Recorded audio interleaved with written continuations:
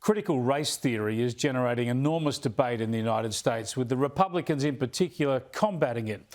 I showed you last week that fantastic video of a father and daughter, Corey and Royalty, pushing back against critical race theory, exhorting us to judge people by their character and kindness, not the colour of their skin.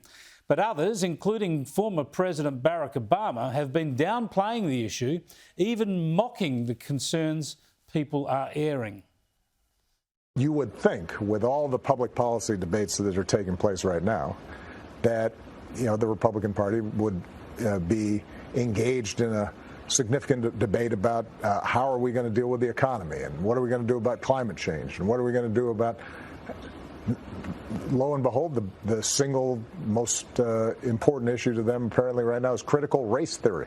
Who knew that was the threat to our republic?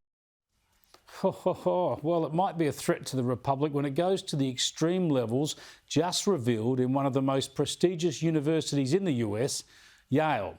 A New York psychiatrist, Aruna Kilanani, gave a lecture in April about, I kid you not, the psychopathic problem of the white mind. And she actually talked about how white people are all bad. Have a listen to some of the lecture. It's been leaked because the university decided not to make the recording publicly available. There are no good apples out there. White people make my blood boil. Yep, that's critical race theory, all right. All white people are bad. But listen to where it leads this particular lecturer, who shared her fantasy with the Yale students. I had fantasies of unloading a revolver into the head of any white person that got in my way, burying their body, and wiping my bloody hands as I walked away relatively guiltless. With a gun in my step, like I did the world a favor. That's a lecture at uni. Just sickening and worrying stuff, isn't it? The Australian's Adam Creighton has been covering this from Washington, where I spoke to him earlier and asked him if this case makes plain how critical race theory just encourages hatred against white people. Certainly, that seems to be what's happened at Yale University, where you have this guest lecture by a psychiatrist from New York who's given a lengthy lecture on the problems with the white mind. That was the name of the lecture. And in it she said that she fantasised about killing white people and that white people had lost their minds, and actually many other terrible things as well. And extraordinarily, this lecture, which was given on the 6th of April, never emerged for many weeks after, and it's only in recent days that people have become aware of it. And what's even more extraordinary, I think, is that Yale University has really only, I think, fairly tepidly distanced itself from it. It said that it didn't align with its core values, but it really should have been a lot more strong, I think, on this in terms of condemning it. Indeed. Well, Aruna Kilanani actually seems miffed that the thing isn't out there publicly. Yeah.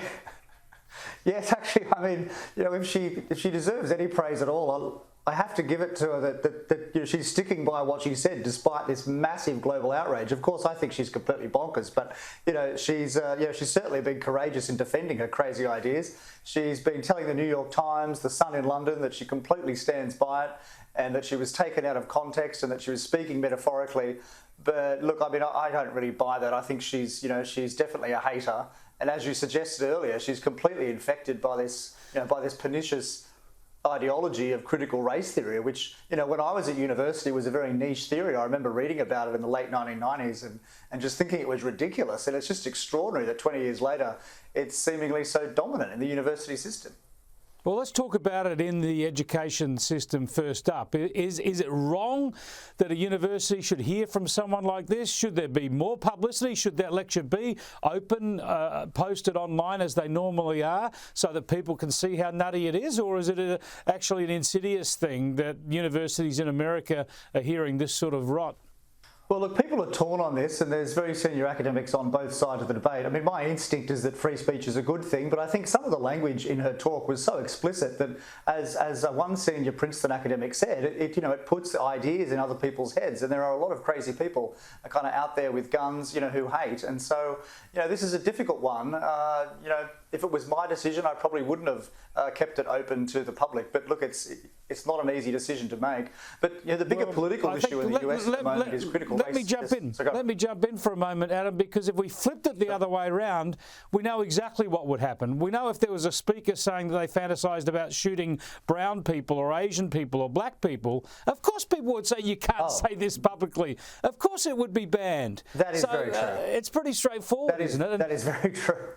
And you're about to go on to the politics. Yes, look, this plays into a political debate. I think Barack Obama the other week was mocking the Republicans for opposing critical race theory. Well, this shows just how dangerous it can be.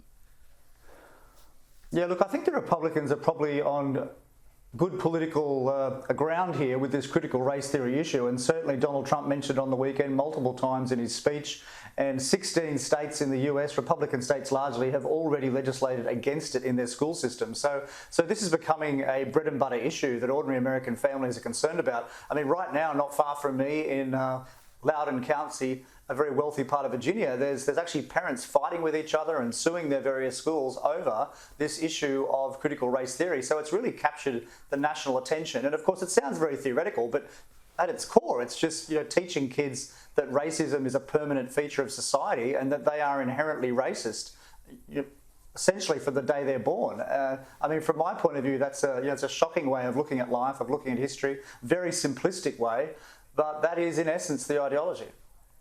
So where is this heading? Is Joe Biden uniting Americans, or are we seeing even more division at the moment? Well, I'm surprised actually there's not more pushback from the Democrats, because they're not stupid and their pollsters would know that this is very unpopular. But so far they've said very little about it, and that's probably testament to the fact that their far left wing is quite influential in their caucuses and in their political apparatus. So, but as for President Biden himself, I'm sure he's not paying much attention. I don't think he'd really understand critical race theory. Yeah, indeed.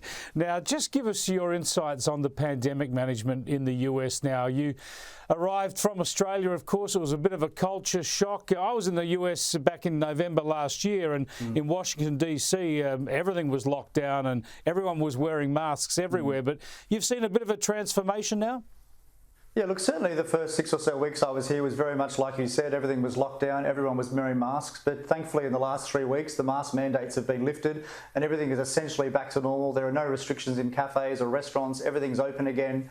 That said, many workers have not gone back into the office, which is unusual. And many workplaces, especially of large companies, are closed for many months still, which to me seems very bizarre and very silly, but that is necessarily that is the case. And the other odd thing is that many people are still wearing masks even outside, which strikes me as just absurd and really goes to the success of the media, if you like, and governments in brainwashing people over more than 12 months as to the severity and lethality of this virus. People are still scared when there's only one or two, I think there were 20 cases yesterday in Washington, D.C., which I know by Australian standards, it sounds like a lot, but it's really we'd not, be locking down. Melbourne would lock down over that. I know, I have to laugh. I know, like D.C. had 20 cases today, and I think Victoria had 1. And there's 7 times the population in Victoria, and the whole state's still locked down, whereas here everything's open up. So the attitude's very, very different. And I think Australia's in a very awkward political position with the virus, and it really needs to inject some common sense into people soon. Sure do. Thanks for joining us, Adam. I appreciate it. Thanks, Chris.